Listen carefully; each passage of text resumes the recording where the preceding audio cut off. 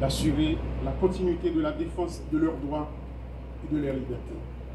Et c'est pourquoi nous sommes ici aujourd'hui, chers amis. Mesdames, Messieurs les magistrats, avocats et avocates, et tous les auxiliaires de la justice, il ne me reste qu'à vous souhaiter bon travail à tous et à toutes. Merci beaucoup.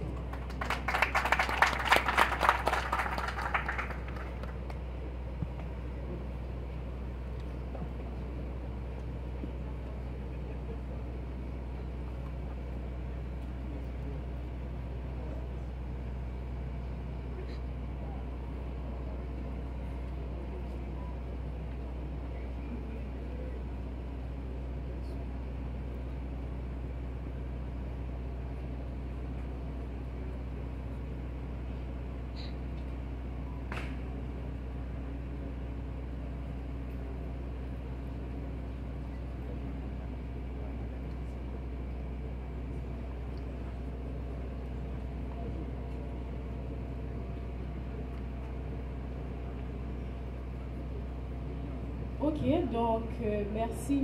Messieurs les magistrats, Mesdames, Messieurs les avocats et avocates, Mesdames, Messieurs, chers invités, les 5 années déjà écoulées de cette décennie ont marqué une nouvelle page de notre histoire de peuple à travers une crise sociopolitique et sécuritaire affectant toutes les institutions judiciaires. La justice qui est appelée à redresser l'ordre public et garantir l'équilibre social n'a pas été épargnée. En tant que président du Conseil présidentiel de transition, j'ai l'avantage de m'adresser à vous ce matin, les professionnels du droit et de la justice, en saluant votre résilience, pour vous dire que la sauvegarde et le renforcement des institutions judiciaires fait partie des priorités dans l'agenda du Conseil présidentiel de transition. À cet effet, nous apportons notre soutien à tous les projets que le ministère de la Justice est en train de mettre en œuvre. Nous saluons l'initiative de la création des pôles judiciaires spécialisés afin de mieux garantir la protection judiciaire des individus contre la criminalité transnationale, parce qu'en fait, c'est de quoi il s'agit aujourd'hui. Et les violences sexuelles qui fragilisent les fondements de notre société. Ces mécanismes de protection des droits des individus répondent effectivement, efficacement, à un engagement international de l'État, auquel nous ne pouvons nous acquitter qu'à travers des mesures législatives et administratives. Les transitions ont toujours défini un rôle particulier à la justice. C'est ainsi que les expériences à l'échelle internationale ont créé plusieurs courants de justice transitionnelle.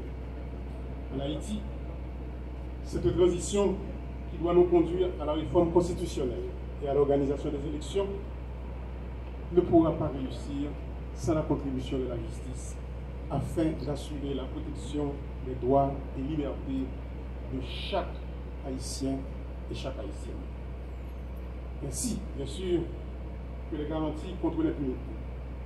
C'est une condition essentielle à remplir par les autorités judiciaires pour la réussite du renouvellement du personnel politique à travers les urnes. Compte tenu que ce processus ne peut avancer sans les efforts dans la sécurité, nous avions exigé un budget de guerre afin d'octroyer le soutien nécessaire aux forces de l'ordre. Ainsi, la lutte contre l'insécurité et le banditisme s'affiche en premier plan de notre ligne d'action.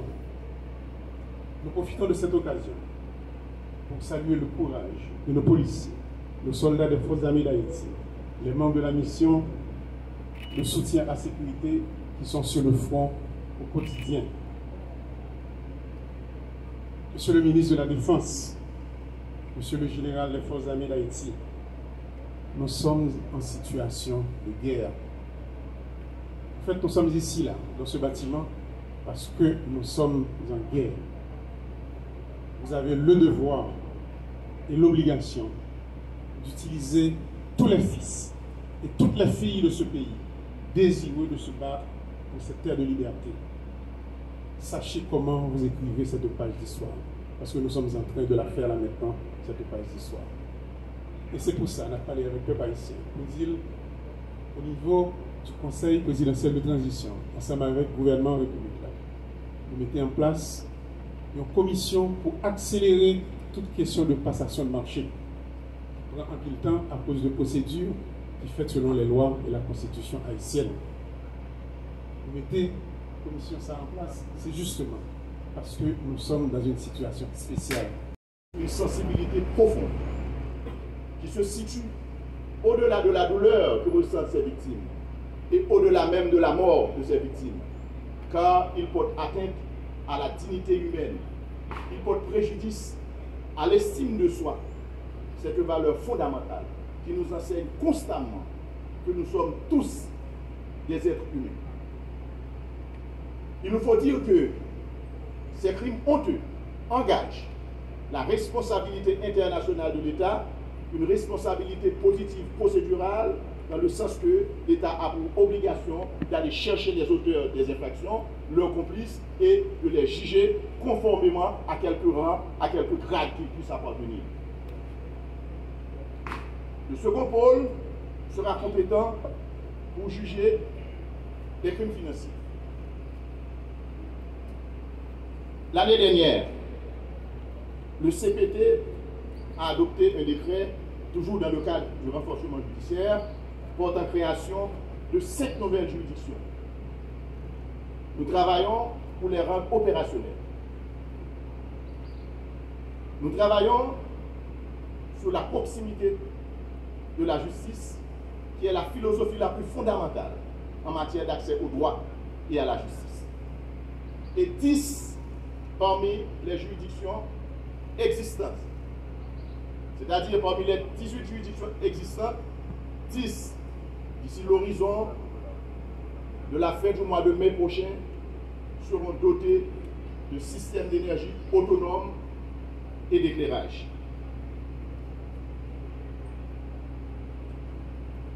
Pendant que nous travaillons sur le renforcement du système judiciaire, nous sommes aussi préoccupés par les nouvelles formes d'insécurité foncière.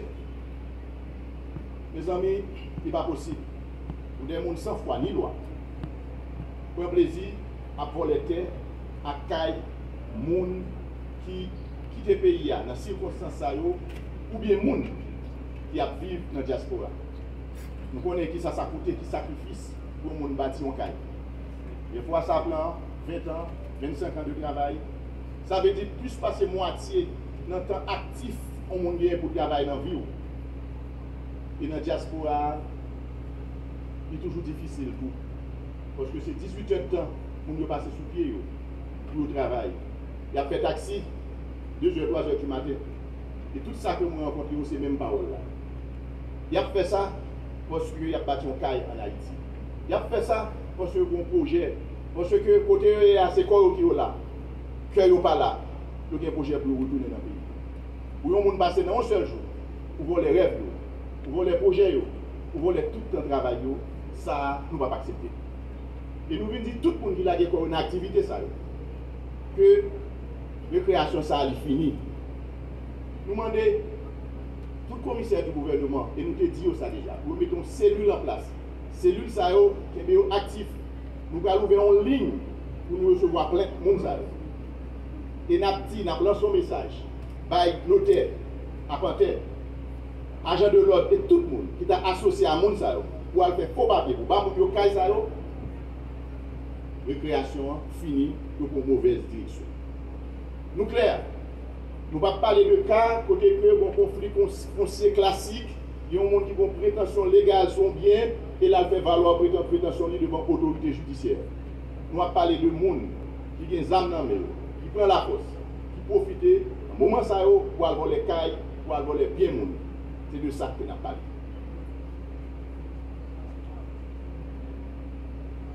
Mes amis, il y a un petit problème dans le système judiciaire là que nous pensons. C'est comme ça, Le monté pour fonction en novembre l'année dernière, constaté que y a un problème d'accès à manger dans la prison.